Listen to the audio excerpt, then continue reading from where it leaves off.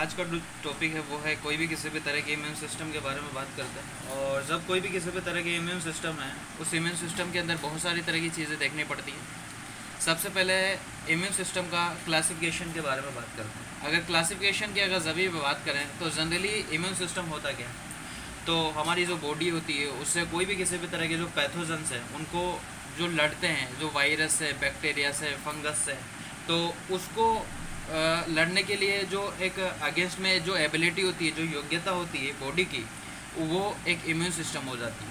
हर person की, हर individual की अलग अलग तरह की एबिलिटी होती है।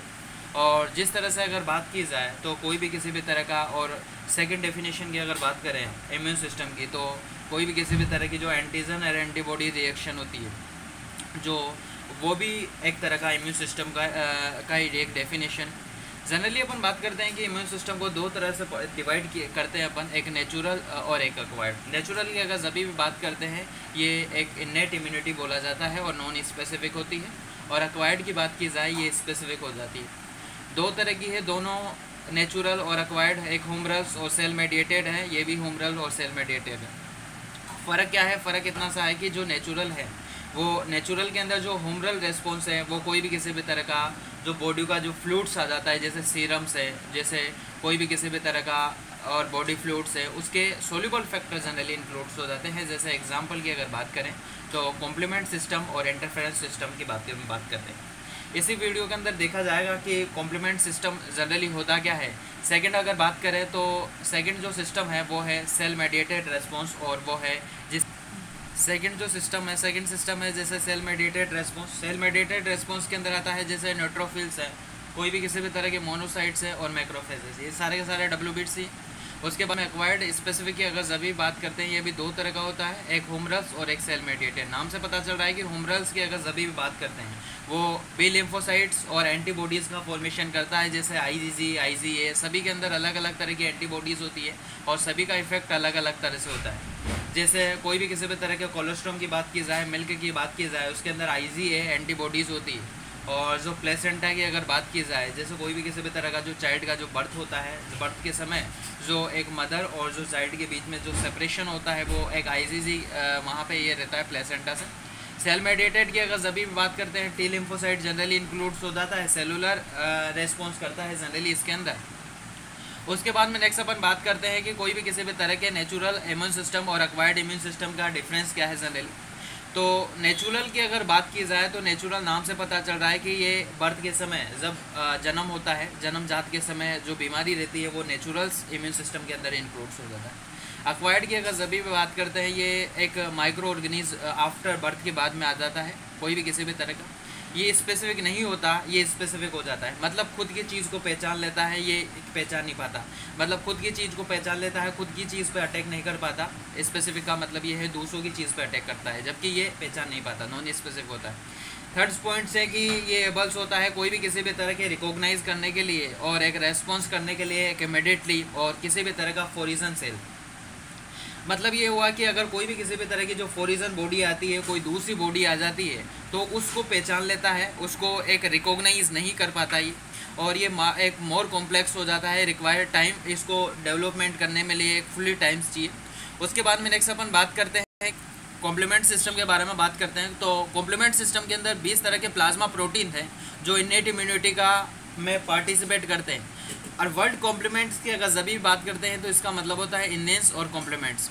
जनरली ये हमारी लीवर है, लीवर के अंदर सिंथेसिस होता है इस इम्यून सिस्टम का, और ये वाइडली डिस्ट्रीब्यूशन होता है हमारे बॉडी फ्लूइड, बॉडी टिश्यू और फ्लूइड्स के अंदर। फ्लूइड भी कौन सा? Plasma fluids. 11 तरह के प्रोटीन्स होते हैं जिनके अंदर जो बी हुआ, C1 हुआ, C9 और D है, ये एक इम्पोर्टेंट है। एंजाइम प्रिकर्सर की अगर जब भी बात करते हैं, ये कैटालिस्ट करता है, एक सीरीज रिएक्शन करता है जो एक कॉम्प्लीमेंट सिस्टम प्रोड्यूस करता है। इस डायग्राम्स के अंदर अपन जनरली देखेंगे कि कॉम्प्लीमेंट सिस्टम जनरली होता क्या है।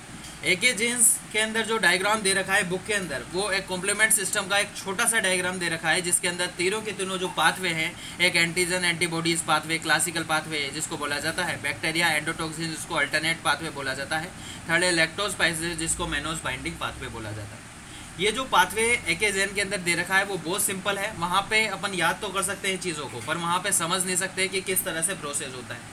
तो इस वीडियो के अंदर देखा जाएगा कि जनरली जो एक स्टेप वाइज रिएक्शन देखी जाएगी कि जनरली जो रिएक्शन होती है किस तरह से रिएक्शन होती है। वहाँ से अपन याद तो कर सकते हैं चीज़ों को कि किस तरह से क्या चीज़ बनी, बट वहाँ से समझ में नहीं आएगा कि कैसे पहले क्या कॉम्प्लेक्स था, फिर उसके बाद में क्या बना। तो वहाँ पे एक ही चीज़ के अंदर पूरा जो फॉर्मेशन है वो दे दिया। तो यहाँ पे अपन समझते हैं कि किस तरह से प्रोसेस होता है। तो सबसे पहले अपन बात करते हैं एंटीजन एंटीबॉडीज रिएक्शन की, जिसको क्लासिकल पाथवे बोला जाता है। ये सबसे पहले मान लो कि C1 है, C1 कन्वर्ट हो जाता है C4 के अंदर, और जो C4 है वो दो फॉर्म होती है, C4A C4B। C4B इस C1 के साथ कंबाइन होकर C14B बना लेता है। फिर C14B है वो C2 के प्रेजेंस में कन्वर्ट हो जाता है, और जो C2 है ये C2B C2A के प्रेजेंस में रिएक्शन करता है। जो C2A है वो C14B के साथ रिएक्शन करके C14B2A बना लेता है, और किसके प्रेजेंस में? C3 कन्वर्टेज के प्रेजेंस में। ये भी दो तरह का होता है, C3A C3B, और फिर C14B2A जो C3B के साथ रिएक्शन करके C14B2A 3B बना लेता है C5 के प्रेजेंस में। C5A दो तरह का होता है, C5A C5B, और C5B है वो C6 C7 C8 C9 के प्रेजेंस में रिएक्शन करता है, और एक तरह का C5B 6 7 8 9 बना लेता है। ये एक मेम्ब्रेन अल्टरनेट है। तीनों तरह के पाथवे के अंदर यही बनता है कि जिनके अंदर यही दे रखा है कि तीनों पाथवे के अंदर यही बनता है, बट वहाँ समझ नहीं आ पाता कि किस तरह से रिएक्शन होती है। तो यहाँ से अपन ने ये चीज़ें देखी है कि किस तरह से जनरली फॉर्मेशन होता है। ये तो हुआ एंटीजन एंटीबॉडीज क्लासिकल पाथवे। अब अगला पाथवे पढ़ा जाएगा वो बैक्टीरिया एंडोटॉक्सिन के बारे में पढ़ा जाएगा, और वो अल्टरनेट पाथवे हैं। किस तरह से होता है ध्यान से देखिएगा। सेकेंड पाथवे की अगर सभी पे पर बात करें, सेकेंड पाथवे होता है बैक्टीरिया एंडोटॉक्सिन, और जब बैक्टीरिया एंडोटॉक्सिन की अगर सभी पे अपन बात करते हैं वो एक अल्टरनेट पाथवे है, और कोई भी किसी भी तरह का बैक्टीरिया एंडोटॉक्सिन की वजह से वो ट्राइगर करता है इसको। जनरली अपन बात करते हैं कि ये कोई भी किसी भी तरह के ईस्ट की सेल वाल है, और जब ईस्ट की सेल वाल है वो लिपोप्रोटीन्स जो आउटर सेल वाल होती है सभी की, चाहे किसी भी अगर बात करें बैक्टीरिया वायरस सभी की, जो एक ग्राम नेगेटिव बैक्टीरिया होता है जिसकी जो सेल वाल बनी होती है वो हमारे लिपोप्रोटीन से बनी होती है। और यहाँ पे एक फैक्टर होता है जनरली, उसको बोला जाता है कोबरा वेनम फैक्टर। जनरली मैं बात करूंगा कि कोई भी किसी भी तरह का, सबसे पहले कोई भी किसी भी तरह का जो फैक्टर C3 है उसका स्पॉन्टेनियस हाइड्रोलाइसिस होता है। हाइड्रोलाइसिस का मतलब यही होता है कि वाटर का एडिशन हो जाए। अब यहाँ पे कोई भी किसी भी तरह का वाटर का एडिशन हो रहा है, मतलब पानी ऐड हो रहा है। जब वाटर ऐड होता है तो C3 के अगर जभी भी अपन बात करते हैं दो तरह से होता है, C3A C3B। जब ये वाटर का हाइड्रोलाइसिस होता है ये C3B यहाँ पे और फैक्टर B के रिएक्शन करता है। हाइड्रोलाइसिस हो जाने के बाद ये प्रोडक्ट बनता है फैक्टर B और C3B। फैक्टर B की अगर जब भी बात करते हैं दो तरह से होता है, एक BA और BB। ये जो कैपिटल B स्मॉल b और C3B के साथ रिएक्शन करके factor C3B B small b बना लेता है C3 कन्वर्टेज के प्रेजेंस में। और ये C3B और दो तरह से होता है, C3B C3A। ये वापस सेम C5 कन्वर्टेज के प्रेजेंस में रिएक्शन करके वही सेम कॉम्प्लेक्स बना लेता है C5B 6 7 8 9। ये मेम्ब्रेन कंसेप्ट अपन ने कहा था कि हर जगह एक ही कॉम्प्लेक्स बनेगा। उसके बाद में थर्ड जो पाथवे हैं वो लैक्टोज मैनोज पाथवे की बात की जाए, इसको मैनोज बाइंडिंग लेक्टिन पाथवे बोला जाता है। ये एक लीवर के अंदर सिंथेसिस होता है जनरली, लीवर के ग्लूकोज और जो मैनोज होता है वो हमारे जनरली लीवर के अंदर सिंथेसिस होता है। और ये एक MASP है, mannose binding lectin association सीरिन pathway है, और एक MBP है। ये एक बैक्टीरिया है, एक नेसेरिया कैंडिडा साल्मोनेला के प्रेजेंस में रिएक्शन होती है। और ये क्या करता है कि कोई भी किसी भी तरह का जो एक C4 और C2 के दो तरह के फैक्टर यूज होते हैं। C2 भी दो तरह से होता है, C2A C2B। C4 भी दो तरह से होता है, C4A C4B। जब C4 का तो B वाला और C2 का A वाला दोनों आपस में रिएक्शन करके C2A C4B बना लेता है C3 कन्वर्टेज के प्रेजेंस में। वापस वही reaction same reaction C3B C3A C5 के कन्वर्टेज के प्रेजेंस में मेम्ब्रेन अटैक होगा और C5B 6 7 8 9 बनाएगा। तो हर जगह चाहे antigen antibodies pathway classical pathway की बात करें, बैक्टीरिया एंडोटॉक्सिन अल्टरनेट पाथवे की बात करें, या लेक्टिन पाथवे की बात करें, मैनोज बाइंडिंग पाथवे, हर जगह जो C5B 6 7 8 9 कॉम्प्लेक्स बनता है जनरली। उसके बाद में जो नेक्स्ट पाथवे की अगर जभी भी अपन बात करते हैं तो उसके बाद में नेक्स्ट अपन बात करते हैं इम्यूनिटी के बारे में। इम्यूनिटी का मतलब यही होता है कि रेजिस्टेंस मतलब हमारी बॉडी की ये एबिलिटी हो कि रेजिस्टेंस करे अगेंस्ट पैथोजन के अगेंस्ट, पैथोजन के अगेंस्ट हमारी बॉडी की इतनी योग्यता हो जाए कि वो रेजिस्ट करे, उसके अगेंस्ट लड़े, उसकी क्षमता हो जाए बॉडी के। और जैसे वायरस, बैक्टीरिया, फंगस, किसी भी तरह का पैथोजन कुछ भी हो सकता है, उनसे लड़ने की जो क्षमता होती है उसको ही अपन इम्यूनिटी बोलते हैं। जभी भी अगर बात करें तो सेकंड डेफिनेशन ये है कि ये कोई भी किसी भी तरह का कैंसर सेल को डिस्ट्रॉय कर देता है, और जब कैंसर सेल को डिस्ट्रॉय कर देता है और इसके वंजर करता है डेड सेल को, खा जाता है, साफ सफाई का काम करता है जनरली। इसके वंजर का मतलब होता है इम्यून सिस्टम की। अगर सभी भी बात करते हैं इम्यून सिस्टम के अंदर हमारे WBC, हमारा लिम्फेटिक सिस्टम, हमारी स्प्लीन और थाइमस, बोन मेरो सभी इंक्लूड्स हो जाते हैं। बोन मेरो और जो थाइमस है प्राइमरी लिम्फेटिक ऑर्गन है, स्प्लीन है मार्ट है म्यूकोसा एसोसिएटेड लिम्फेटिक ऑर्गन, 50% जो ये है ये सभी सेकेंडरी लिम्फेटिक ऑर्गन है। इन्नेट इम्यूनिटी, एडेप्टेटिव इम्यूनिटी, दो तरह की इम्यूनिटी होती है, acquired immunity, innate immunity. Innate immunity की सभी भी बात करते हैं नॉन स्पेसिफिक होती है, ये स्पेसिफिक होती है। सरफेस और केमिकल बैरियर होते हैं इसके अंदर, inflammation, phagocytic, anti microbial pathogens और प्रोटीन्स होते हैं। एंटी माइक्रोबल प्रोटीन की अगर सभी बात करते हैं ये कॉम्प्लीमेंट्स हो जाते हैं और एक इंटरफेरेंस होते हैं। नेक्स्ट फीवर कंडीशन भी इसी के अंदर होती है। उसके बाद में एडेप्टेटिव इम्यूनिटी की अगर सभी बात करते हैं तो नाम से पता चल रहा है कि इसके अंदर एक्वायर्ड की ज़रूरत होती है। स्पेसिफिक होता है, वर्क करता है सिंगल पैथोजन के अगेंस्ट, बिल्ड करता है, रेस्पॉन्स करता है सर्टेन एंटीजन ये, और इसको होने में टाइम लगता है। दो तरह से है, एक्टिव और पैसिव। एक्टिव की अगर सभी बात करते हैं ये एक्सपोजर करता है, इन्फेक्शन होता है जनरली, और वैक्सीनेशन भी इसके अंदर दिया जाता है। पैसिव की अगर सभी बात करते हैं तो ट्रांसप्लांटेशन है जिसके अंदर IgG, प्लाज्मा हुआ, हमारा ब्रेस्ट फीडिंग है, जो कोलेस्ट्रॉम के समय जब बर्थ होता है चाइल्ड का उस समय ब्रेस्ट फीडिंग करता है जो बेबी, वो IgA होता है उसके अंदर। ये जनरली स्ट्रक्चर है कोई भी किसी भी तरह का इम्यूनोग्लोबिन मॉलिक्यूल्स का। ये लाइट चेन है, ये हैवी चेन है, ये अंदर वाली। ये लाइट चेन के अंदर 110 अमीनो एसिड होते हैं, हैवी चेन के अंदर 320 अमीनो एसिड होते हैं। ये कॉम्प्लीमेंट साइड्स हो जाती है, ये कोई भी किसी भी तरह का एंटीजन कंबाइनिंग साइड है जो आइडेंटिकल्स देखते हैं। यहाँ पे दो तरह के जो कलर शो कर रखे हैं, ये डायग्राम के अंदर दिखा रखा है कि जो ब्लू कलर है ये वेरिएबल रीजन है और जो रेड कलर है कांस्टेंट रीजन है। तो ये जो सारा का सारा प्रोसेस है जनरल प्रोसेस है।